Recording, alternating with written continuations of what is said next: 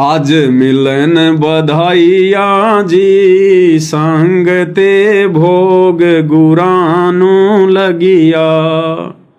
आज मिलन बधाइया जी, यानी संगत वाले खुश होकर, और क्या कह रहे हैं, आज मिलन बधाइया जी, संगते भोग गुरानू लगिया, यानी सारी संगत ने मिलकर अपने गुरु जी को भोग लगाया।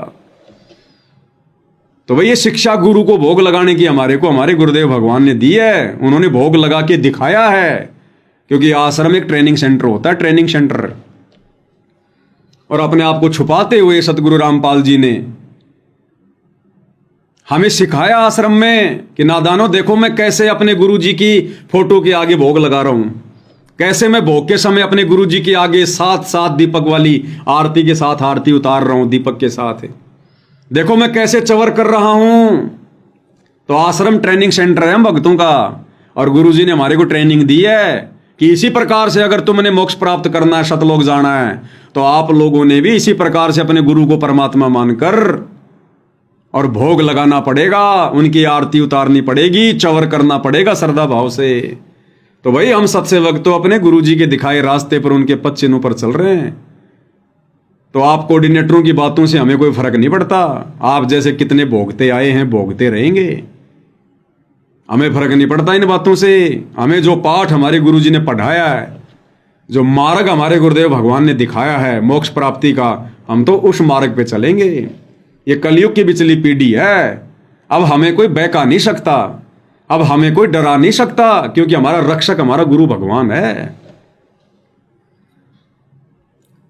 और उसके बाद क्या बताया गुरुदेव भगवान ने भोग का महत्व, इस छोटे से वीडियो के माध्यम से। गीता में ये है, क्या कह रहे हैं गुरुदेव कि गीता जी में लिखा है पूर्ण परमात्मा को भोग लगाओ। किसको? पूर्ण परमात्मा को भोग लगाओ, पांचों यज्ञ करो। अब पूर्ण परमात्मा कौन है भाई? आप कहोगे दाढ़ी मूंछ वाले कबीर जी, तो लाओ हमारे सामने, कहां है दाढ़ी मूंछ वाले कबीर जी? करो उनको प्रकट, करो उनको प्रकट दाढ़ी मूंछ वाले को। और अगर तुमने प्रकट भी कर दिया तो उनकी हर तरफ से उनकी परीक्षा लेके, उस दाढ़ी मूंछ वाले की हर तरफ से जांच करके, पड़ताल करके, उसकी परख करके फिर सोचेंगे क्या करना है क्या नहीं करना। उसको देखते ही भाव में भावित होकर जोश में होश खो के थाली लेके नहीं लग जाएंगे, लो जी भगवान आ गए, भगवान आ गए। उसकी जांच पड़ताल करेंगे, यो है के सौदा। और जब सौदा समझ में नहीं आवेगा, क्योंकि जांच पड़ताल हम कैसे करेंगे भाई और बहनों? हमारे को परमात्मा ने फॉर्मूले बता रखे हैं, हमारे को परमेश्वर ने 100 फॉर्मूले बता रखे हैं। हर प्रकार से हम जांच पड़ताल कर लेंगे उसकी दाढ़ी मूंछ वाले की, ये भगवान है के नहीं है, के सौदा है। क्योंकि हमें पता ही है कि भगवान तो कौन है, लेकिन जांच पड़ताल तो फिर करनी पड़ेगी ना, सवाल जवाब तो करने पड़ेंगे ना। फिर अगर वो भगवान होगा तो कह देंगे आ जाओ हमारे गुरु जी के रूप में। अगर आप परमात्मा हो, परमेश्वर हो, कबीर भगवान हो, दाढ़ी मूंछ वाले महात्मा जी, तो सतगुरु रामपाल जी का रूप धारण कर लो। क्योंकि सतगुरु रामपाल जी का रूप सृष्टि में कोई धारण कर नहीं सकता, ना काल कर सकता, ना महाकाल कर सकता। औकात नहीं है उनकी, भयभीत डरते हैं, सौपन में भी नहीं सोच सकते अपने बाप का रूप बनाने का। क्यों? क्योंकि उनको हकीकत का पता है। अरे कॉमन सेंस की बात है, पार्वती ने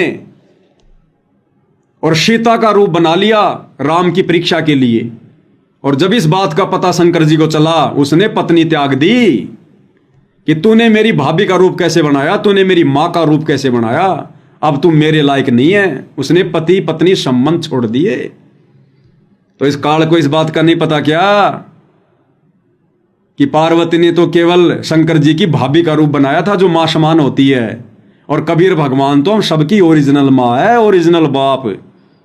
और अगर किसी बेटे ने अगर बाप का रूप धारण कर लिया तो बेटा फिर बाप की श्रेणी में आ जाता है, और उस कबीर बाप के अलावा दूसरा कोई बाप नहीं हो सकता। तो काल को पता है तू घर का रहेगा ना घाट का, ना जाने तुझे कहां छोड़ेगा अब की बार। तो इनकी औकात नहीं, इनकी हिम्मत नहीं इनकी। तो दाढ़ी मूंछ वाले से कहेंगे कि जी अगर आप भगवान हो और भोग लगवाना चाहते हो तो कोई दिक्कत नहीं है, हमारे गुरुदेव भगवान के रूप में आ जाओ आप। और यदि वो गुरुदेव भगवान के रूप में मान लो आप भी गया, उसने ऐसी, अगर यदि उसने ऐसी कोई दुष्टता भी कर दी हमें गुरु पद और मर्यादाओं से नीचे गिराने के लिए, अगर उसने ऐसी कोई दुष्टता भी कर दी, कबीर परमेश्वर सतगुरु रामपाल जी का मान लो उसने रूप भी बना लिया, तो फिर हमारे पास में दूसरा फॉर्मूला क्या है? हम फिर दंडोत प्रणाम करेंगे और मंत्र का जाप करेंगे। जिनको मंत्र नहीं है वो गुरुदेव भगवान का जयकारा लगाएगा। और यदि वो वास्तव में हमारा गुरु होगा तो उन मंत्रों के जाप से उसी रूप में रहेगा, ओरिजिनल सतगुरु रामपाल जी के रूप में। और यदि वो होगा बकवादी, काल और महाकाल में से कोई एक होगा, तो तुरंत उसका वही वास्तविक चेहरा काल वाला सामने आ जाएगा। तो भैया हम सोच समझ के सारे फार्मूले बता रखे हमारे को गुरुदेव भगवान ने जांच पड़ताल करने के, तो हम ऐसे धोखा नहीं खाने वाले। अब तो पूर्ण परमात्मा को भोग लगाओ। गुरुदेव भगवान कह रहे सत्संग में, तो पूर्ण परमात्मा कौन है? परम अक्षर ब्रह्म सतगुरु रामपाल जी भगवान, वो कबीर देव जो वर्तमान में धरती पर सतगुरु रामपाल जी के रूप में प्रकट हैं। क्या कह रहे हैं परमात्मा? गीता में यह है कि तुम इसकी सिंचाई करो, पूर्ण परमात्मा को भोग लगाओ, यज्ञ करो, गुरु बनाओ, उसके गुरु की आज्ञा में रहो, और फिर जैसे वो बताओ इस सिंचाई, भक्ति रूपी सिंचाई के नाम लेकर फिर यज्ञ, हवन, धर्म, ये पांचों यज्ञ आपने करते रहना होगा। तब ऐसा करने से इनके जाकर टहनिया का फल लगेंगे। प्रथम तो आपको गीता जी में लिखा है कि यज्ञ करो, नहीं करते वो चोर पापी हैं। जो यज्ञ नहीं करते वो पापी। यज्ञ अपने गुरुदेव को भोग लगाना यज्ञ में आता है, अपने गुरुदेव की आरती उतारना यज्ञ में आता है। और जो भोग नहीं लगाते, जो यज्ञ नहीं करते पूर्ण परमात्मा को, ऐसे तो दुनिया भोग लगा रही है। ऐसे तो राधे राधे वाले भी लड्डू गोपाल को भोग लगा रहे हैं, राधा रानी को भोग लगा रहे हैं। इन मंदिरों में गणेश जी को, शंकर जी को, ब्रह्मा जी को, सबको भोग लग रहा है।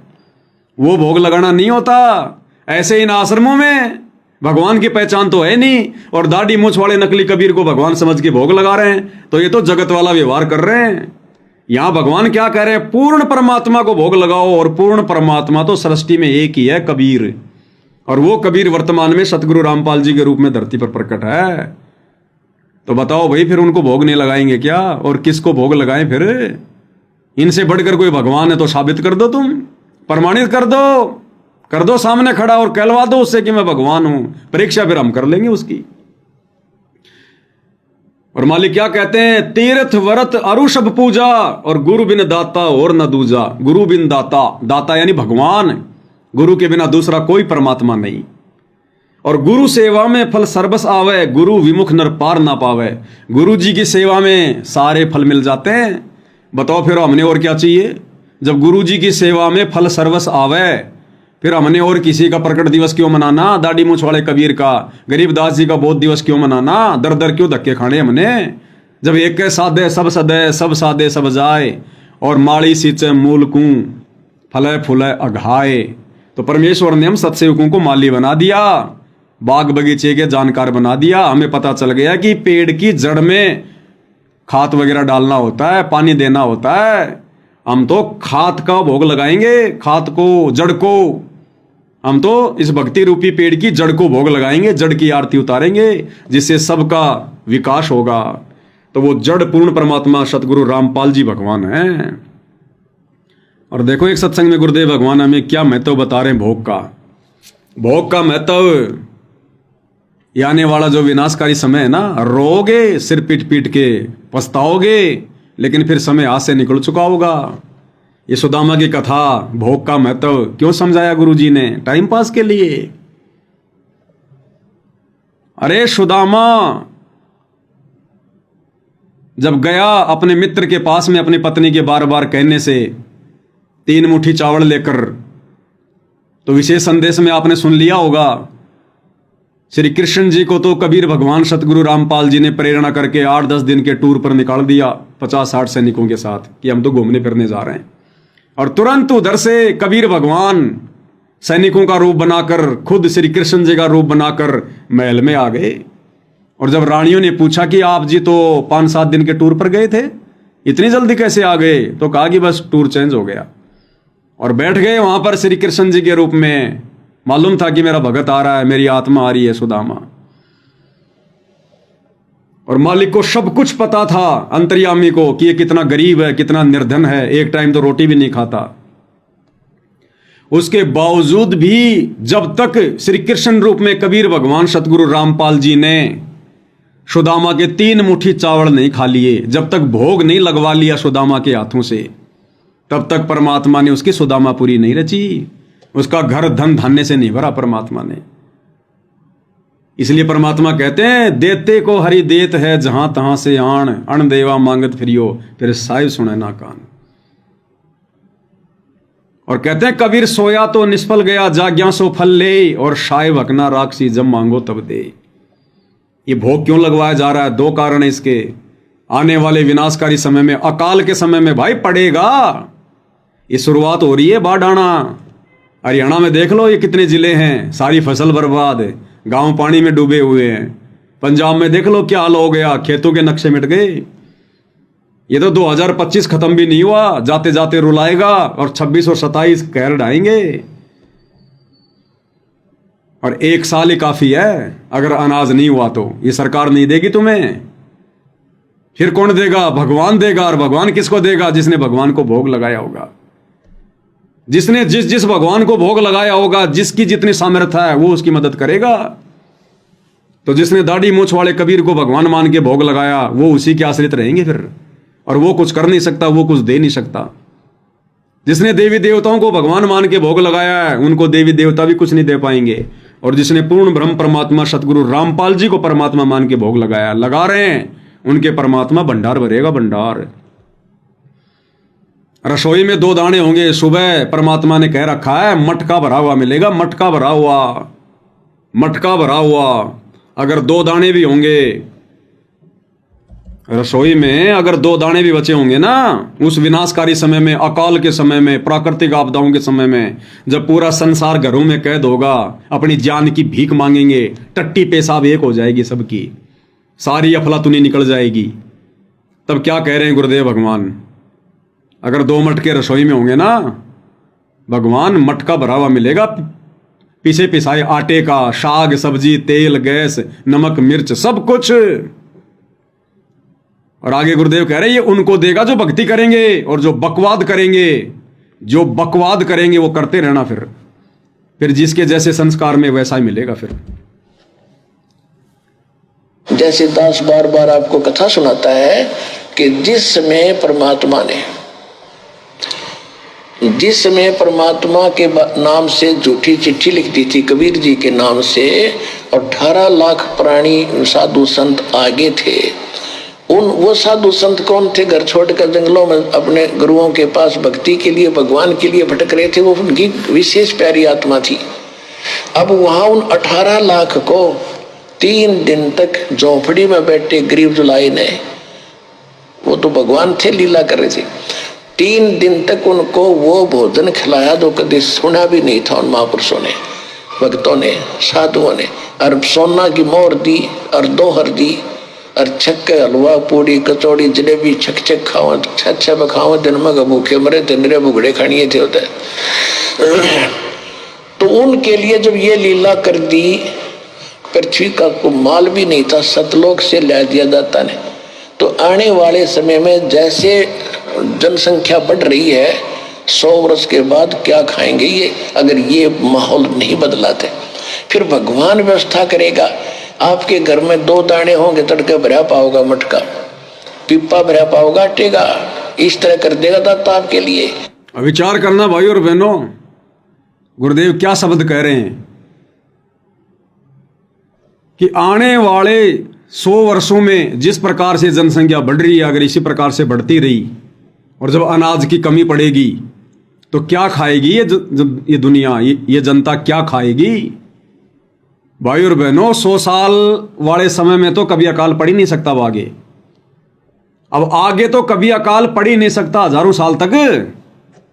ये अकाल भी पड़ेगा तो 2 से 3 साल में पड़ेगा, अभी 2028 तक युग परिवर्तन का समय यही है। अरे उसके बाद तो पूरी धरती पर सतगुरु रामपाल जी की पूजा होगी, इनकी भक्ति होगी।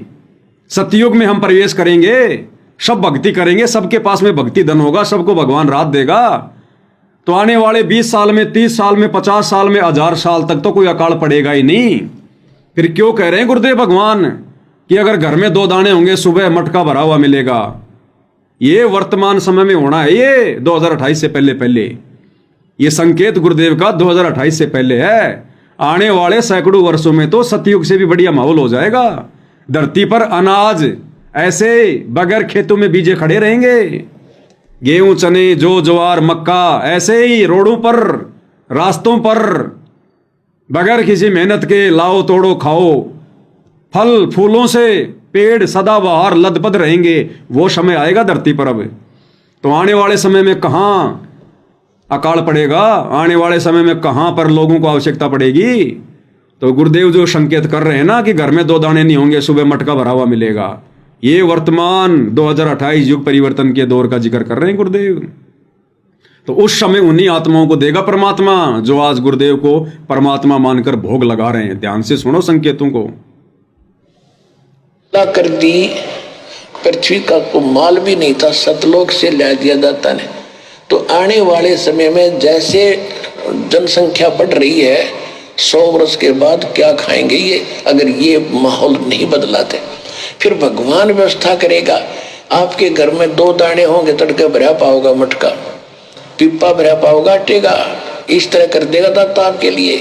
लेकिन भक्ति करवाने के लिए, बकवाद वालों के लिए नहीं, ये उनकी करेगा जो भक्ति करेंगे।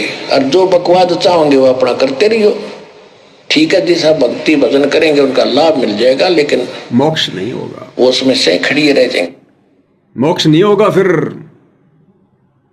इसलिए हमने तो मोक्ष को ध्यान में रखकर, मोक्ष को टारगेट बनाकर अपनी हर आध्यात्मिक क्रिया करनी है। सत्सेवक भाई बहनों ने, हमने ये सोचकर भोग नहीं लगाना कि आने वाले समय में अकाल पड़ेगा कि नहीं पड़ेगा, भाड़ में जाओ, पड़े तो पड़े, ना पड़े तो ना पड़े, हमें चिंता नहीं है। हमारा रक्षक हमारा गुरु बैठा है। तुम रक्षक का हूं को डरना, ये इनका काम है। जैसे काशी के भंडारे में 18 लाख लोग आ गए, इस गंदे लोग का परमात्मा ने पानी भी यूज नहीं किया, एज इट इज सतलोक से लेके आ गया। जबकि वो साधु संत महात्मा तो इनके भगत भी नहीं थे, 18 लाख है। तो जब परमात्मा जगत वालों को ऐसा मोहन भोजन खिला सकता है सतलोक से लाकर, तो आज आप और हम तो उनकी शरण में हैं, उनके भगत हैं, भक्ति कर रहे हैं। अगर ऐसी नौबत आ गई आने वाले दिनों में, तो परमात्मा सतलोक से लाकर रसोई में डाल देगा। वहां भी तो सतलोक से आया था। लेकिन उनके लिए करेगा जो भक्ति चाहेंगे। जो बकवाद करेंगे वो करते रहना। ठीक है, उनके भाग्य में अगर अनाज दाना है तो दे देगा परमात्मा, अगर संस्कार में नहीं है तो फिर भूखे मरेंगे, चाहे वो सार नाम ले रखा उसने। तो यहां हमें गुरुदेव भगवान भोग का महत्व समझा रहे हैं कि 3 लोक के भगवान श्री कृष्ण ने भी, क्योंकि हम श्री कृष्ण जी की दृष्टि से समझेंगे, लीला तो परमात्मा कर रहे थे, लेकिन 3 लोक के भगवान का भी परमात्मा ने कृष्ण का रूप बनाकर यह विधान बताया कि यहां 3 लोक के भगवान भी जब तक नहीं देते अपने साधक को, तब तक कि वो भोग ना लगा ले। बताओ फिर पूर्ण परमात्मा भोग लगवाए बिना कैसे दे देगा भाई? तो क्या कह रहे हैं परमात्मा, ध्यान से सुनो कि भाई देखो, भोजन का भोग लगवाया था तंदुल कहे चावलों को। कि भाई देखो, भोजन का भोग लगवाया था तंदुल कहे चावलों को। भगवान कृष्ण को सुदामा जी ने जब चावल खवा दिए तो उसके बदले में उसकी सुदामा पूरी रची, नहीं तो नहीं रची। क्योंकि पहले भी तो प्रेम था, पहले के वो जाना नहीं थे कि सुदामा हमारा प्यारा सा दुखी हो रहा सा। पर जब तक वह भोग नहीं लगवा लिया चावलों का, मुट्ठी भर कर नहीं खा लिया भगवान कृष्ण ने, तब तक वो कुछ नहीं कर सका था, समर्थ होते हुए भी नहीं कर सका था। इसी प्रकार बंदी छोड़ हमें बताते हैं, आप बंदी छोड़ का पाठ करवाओ, उसके नाम पर कुछ दान धर्म करो तो मैं करूंगा। ये उनसे परम समर्थ हैं, कृष्ण भगवान से असंख्य गुना ज्यादा शक्तिमान कबीर साहब हैं, पर ये भी फेल हो जाएंगे अगर आप कुछ दान पुण्य नहीं करोगे सतगुरु के नाम पर।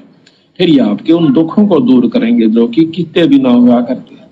तो इसलिए इस पाठ और भोग का महत्व बता रहे, साथ में एक कथा के द्वारा पता नहीं कितने प्रकार की आपको शिक्षा दे रहे हैं। तंदुल विपर को दिए, इसलिए इस पाठ और भोग का महत्व बताया जा रहा है। तंदुल विपर को दिए देख, रची सुदामा पूरी अलेख। सुदामा जी ने तंदुल यानी चावल का भोग लगाया, तब श्री कृष्ण रूप में परमात्मा ने सुदामापुरी रची, धन धान्य से परिपूर्ण किया उसको। ये विधान बता रहे परमात्मा अपना, सत्संगों में विधान ही बताया जाता है।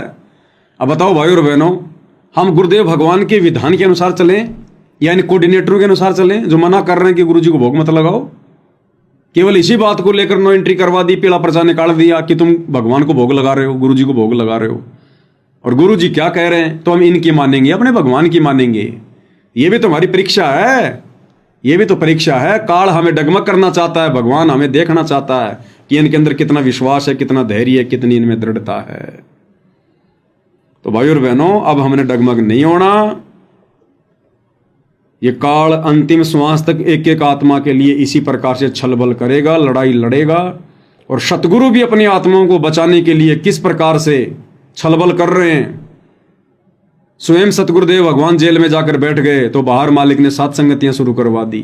7 संगतियों से परमात्मा चाहने वाली आत्माओं को, अपनी विशेष प्यारी आत्माओं को हिम्मत दिलवाना शुरू कर दिया, उनका मार्गदर्शन करवाना शुरू कर दिया। हमारे जैसे 2 कोटि के तुच्छ जीव को परमात्मा ने आशीर्वाद देकर। तो ये आप और हमारे ऊपर गुरुदेव भगवान की विशेष रजा है, मेहर है। और हमने डरना नहीं, घबराना नहीं। जैसे हमारी मीरा बहन ना डरी, ना घबराई, ना विचलित हुई, ना डगमग हुई, क्योंकि परमात्मा के विधान से परिचित है। और आज देख लो कैसी दया कर दी परमात्मा ने, आश्रमों से परमानेंट उसका कनेक्शन काट दिया कि बेटी फिर तेरा घर क्या है, तेरा घर कोई शमशान घाट है क्या? अरे जिस घर में भगवान का दरबार लग गया, जिस घर में भगवान की 3 समय की आरती हो रही है, जिस घर में भगवान का सुमरण हो रहा है, भगवान की चर्चा हो रही है, भगवान को भोग लग रहा है, भगवान की आरती उतारी जा रही है, भगवान का बेड लगा दिया, आसन लगा दिया, तो वो शमशान घाट है क्या? अब उससे बड़ा आश्रम और कौन सा आएगा धरती पर? जबकि इन आश्रमों में तो राजनीतियां होती, भगवान को भोग नहीं लगाते, पाखंड यहां होता है। कभी तो भगत आते हो प्रदर्शनी देखने चले जाते हैं, कभी कबीर का झोपड़ा देखने चले जाते हैं, कभी जुलाओं का कुआं देखने चले जाते हैं, कभी लहर तारा तालाब देखने चले जाते हैं इन आश्रमों में, कभी वो मिट्टी की गाय देखने चले जाते हैं, कभी वहां पर कबड्डी खेलने लग जाते हैं, आपस में बैठकर रमणियों की चर्चा करने लग जाते हैं, ब्याह शादी की चर्चा करने लग जाते हैं। तो इन आश्रमों में तो वास्तव में ड्रामा हो रहा है, वास्तव में ढोंग हो रहा है। ये आश्रम तो वास्तव में शमशान घाट हैं।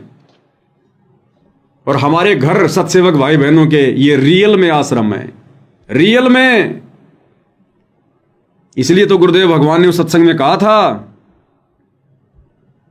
कि घर घर आश्रम बन गया बंदी छोड़ का, ए बंदी छोड़, घर घर आश्रम बन गया मालिक का, घर घर आश्रम बन गया। इसीलिए तो परमात्मा ने विशेष संदेश में जोर देकर कहा है कि घर घर आश्रम बन गया, घर घर आश्रम बन गया, पूरा संसार आश्रम बन गया मेरे बंदी छोड़ का। बच्चों, वो ठीक का दिन आ गए, चारों तरफ डंका बोल गया दाता का, डंका। एक समय में 4-5 लाख बच्चे सत्संग सुन रहे। क्या कह रहे हैं गुरुदेव? एक समय में 4-5 लाख बच्चे बैठकर सत्संग सुन रहे हैं, आश्रम में नहीं। गुरुजी कह रहे हैं इतना बड़ा तो हम आश्रम बनाकर भी सत्संग नहीं सुना सकते थे 4-5 लाख को, तो क्यों बनाए जा रहे हैं फिर ये आश्रम? अब घर बैठे बैठे सोशल मीडिया पर भाई बहन लाखों की संख्या में सत्संग सुन रहे हैं, तो गुरुदेव कह रहे हैं आश्रमों की जरूरत नहीं है अब सत्संग सुनने के लिए। क्या कह रहे हैं परमात्मा? ध्यान से सुनना कि इतना बड़ा एक समय में 4-5 लाख बच्चे घर बैठकर सत्संग सुन रहे हैं, यानी सोशल मीडिया पर। गुरुजी कह रहे हैं इतना बड़ा तो हम आश्रम बनाकर भी नहीं सुना सकते थे, तो क्यों बना रखे हैं फिर ये धनाना आश्रम, फनाना आश्रम, दुनिया का सबसे बड़ा आश्रम? अरे दुनिया के सबसे बड़े आश्रम तो वो होता है जिसमें सारी दुनिया आ जाए। तो गुरुजी तो रिजेक्ट कर रहे हैं कि 4-5 लाख बच्चे बैठकर भी सत्संग नहीं सुन सकते, इतना बड़ा तो हम आश्रम भी नहीं बना सकते। जब भगवान ने कह दिया कि नहीं बना सकते, तो ये कहां से बना देंगे? ये संकेत कर दिया गुरुदेव ने कि बच्चों अब ये भक्ति आने वाले समय में आश्रमों की नहीं है, अपने घर को आश्रम बनाकर भक्ति करने की है। नहीं तो मेरे शतलोक जाने के बाद फिर पाखंड फैल जाएगा, पाखंड। अगर आश्रम अगर छोड़ दिए गए तो आश्रम व्यवस्था तो गुरुदेव नष्ट करके जाएंगे, समाप्त करके जाएंगे। अरे आश्रम की जरूरत तो गुरुदेव को इसलिए पड़ी क्योंकि परमात्मा ने लोगों को एक बार भक्ति से जोड़ना था। अब भगवान ने सोशल मीडिया दे दी, ये टीवी चैनल सारा दिन गुरुजी के सत्संग चलाएंगे, ये मोबाइलों पे सारा दिन गुरुजी के सत्संग चला करेंगे, फिर आश्रमों में जाकर वही सत्संग सुनने की क्या जरूरत पड़ेगी हमें? फिर सोशल मीडिया क्यों दी है, भगवान ने विज्ञान क्यों दी है? तो आने वाले समय में ऐसा ही होगा। आज परमात्मा सत्सेवकों के माध्यम से जो भक्ति क्रिया शुरू करवा रहे हैं ना, घर घर आश्रम, घर घर आश्रम, घर घर आरती, घर घर भोग, ज्ञान आधार से, यही प्रोसीजर आने वाले समय में पूरे विश्व में चलेगी, जिसकी शुरुआत परमात्मा ने सत्सेवकों से करवाई है। अब भाई ऐसी शुरुआत भगवान करवाएगा तो काल को फिर चैन कहां? विरोध तो करेगा ना, डगमग तो करेगा, डराएगा ना कि घर में बैठकर भोग मत लगाओ। क्या कह रहे हैं मालिक? बच्चों वो ठीक का दिन आ गए, चारों तरफ डंका बोल गया दाता का। एक समय में 4-5 लाख बच्चे सत्संग सो रहे। इतना बड़ा हम आश्रम बना कर भी नहीं सुना सकते थे। एक बंदी छोड़ सारा संसार आश्रम बन गया, मेरे बंदी छोड़ का घर घर आश्रम बन गया। बताओ, और अपने बच्चों के ऊपर किसी कृपा करके मेरे दाता है। बच्चों अब बताओ भाई और बहनों, इन आश्रम वालों के आश्रम तो ये आश्रम है जो आश्रमों से जुड़े हुए हैं, इनके आश्रम तो ये सतलोक आश्रम, फलाना आश्रम ये है। फिर घर घर आश्रम कहां बन गए, किसके बन गए? अरे घर घर आश्रम बने किन आत्माओं के? सत्सेवकों के, क्योंकि सत्सेवकों ने अपने भगवान को आसन दिया है, बेड लगाया है। सत्सेवकों ने गुरु को भगवान मान के घर घर में भोग लगाना शुरू किया है, अपने घर को आश्रम बना दिया है। तो यहां गुरुदेव भगवान जो संकेत कर रहे हैं कि घर घर आश्रम बन गया, पूरा संसार आश्रम बन गया। भाई जब घर घर आश्रम बन गया, पूरा संसार आश्रम बन गया, फिर ये सतलोक आश्रम किसने खुलवाए? इसलिए दास कहता है कि ये काल की प्रेरणा है। ये जबरदस्ती इस परीक्षा के समय में गुरु जी को सलाह दे दे के, गुरु जी से जबरदस्ती आदेश ले लेके बनाए अपने धार्मिक धंधे के लिए। गुरु का आदेश नहीं है, गुरु ने तो घर घर आश्रम बना दिए, इतनी प्यारी भक्ति दे दी, कहीं धक्के खाने की जरूरत नहीं है, हांडने की जरूरत नहीं है, भटकने की जरूरत नहीं है। और ऐसा ही होगा आने वाले समय में पूरे विश्व में। इस आश्रम व्यवस्था को परमात्मा समाप्त कर देंगे, क्योंकि आने वाले समय में हर भगत साथ संगति से जुड़कर भक्ति करेगा, और साथ संगत वालों को फिर आश्रमों की जरूरत नहीं है, अपने भगवान की जरूरत है। और भगवान मिलेगा मर्यादा में रहकर भक्ति करने से।